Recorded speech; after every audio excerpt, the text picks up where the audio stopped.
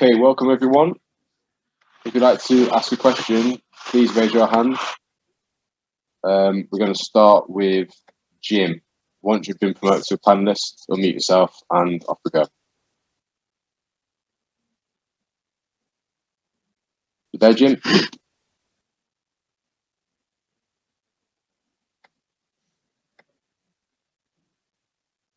No.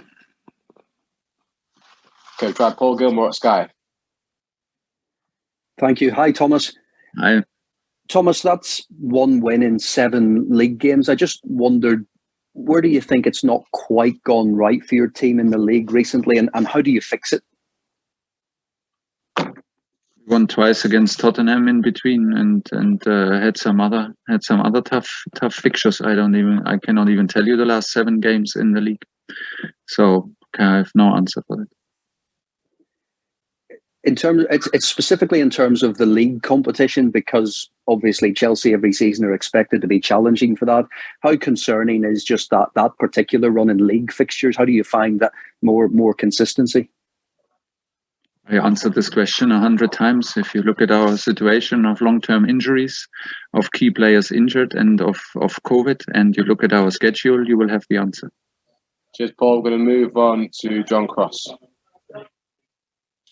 Hi, Thomas. Can you just assess the performance? Perhaps really. I mean, obviously you went ahead, weren't able to hang on to it. Why couldn't the team press home that advantage? Because we're tired, we're mentally tired and physically tired, and you can see it in our performance. That's as easy as that. Okay, we'll move on to Jim next. Jim Conlon. Hi, Thomas. That triple substitution there on 78 minutes, they seem to give you an extra incentive there for the final closing stretch. Should those substitutions have kept... Should all what? Substitution? Sorry, Jim, that was cut out at the end. Were you going to say... Yeah, so should those triple substitutions that came in 78 minutes, Thomas, do you feel maybe those substitutions should have come a bit earlier? Well, if I had the impression that we needed earlier, I would have done earlier. It's you never know. The time passed by. It was we could have done earlier, but I had to wait if Brighton maybe changes their structure. We struggled with Marcos Alonso and the yellow card, so there were some reason not to do it earlier, and that's why we did it in the last 15 minutes.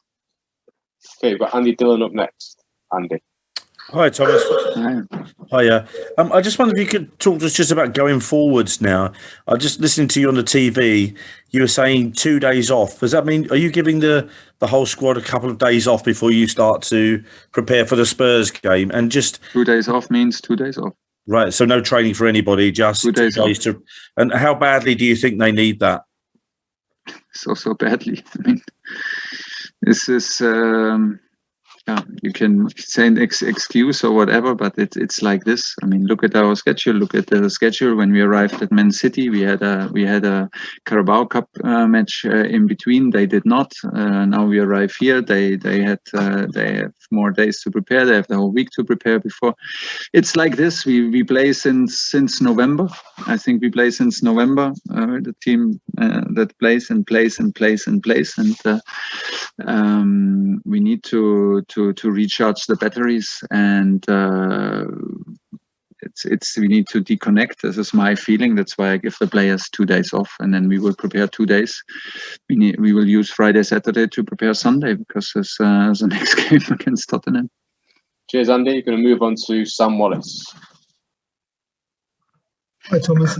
We don't often see you like this, where you sound quite tired yourself as well and a bit fed up. I mean, has it affected you as well? No, because it is hard to analyze games like this. I mean, we have to respect the opponent. It's very, very tough to play at Brighton, and they played it like a cup game. The noise at the end of the whistle, when he blew the whistle at the end, was like if we lost the game, and it can very easily give you the impression that we lost, but we didn't lose. And other teams will struggle to get points here, and it's even tough if you're in full strength and if you're like not tired. So there are some obstacles to overcome here, and I simply refuse today to be angry or because it's not about the ambition and not that we want. You can, of course, we were a bit lucky to be 1-0 ahead, and you can take advantage of it, score a second one, but we struggle to show the quality, and we know the reasons behind it, and of course we demand a lot from us, but this is not the moment to be too harsh with the team. Cheers, Sam. I'm going to move on to James Robson. Hi, Thomas. Hi. You're talking about the schedule and how extraordinary that is. I wonder, have you ever experienced anything like this in your managerial career? And when you say about the players being tired, how much of a concern is that going into what feels like a really big game against Tottenham on Sunday? Yeah, we're so happy that we have at least 4 days. I mean, look at our last week, and then you know what we are talking about. We had within 7 days 3 away games. It's not only about playing, it's about traveling, it's about not sleeping. And we don't do this 1 week and we complain. We don't complain now. We just try to explain why a performance can look sometimes like this in the middle of January in a away game at Brighton. This can happen. And if you tell me this never happened before to any Chelsea team or any team in the Premier League, I can only laugh because it happened. And if we do this since November, so we arrive in a game where we don't reach our full potential. Okay, welcome to reality. I mean, you cannot be surprised. I mean, we want more, we want to do it better, but in the end, you have to accept it.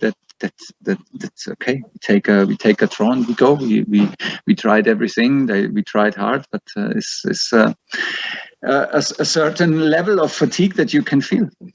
Cheers, James. We're going to finish off with Jacob Steinberg. Last one. Hi, Thomas. I guess it's not really about individuals tonight, but I just wonder what you thought of Romelu. Did you see positive signs from him in the second half? I will not talk about single players today. Not about Romelu. It's too much questions about Romelu, and there's too much answers about Romelu.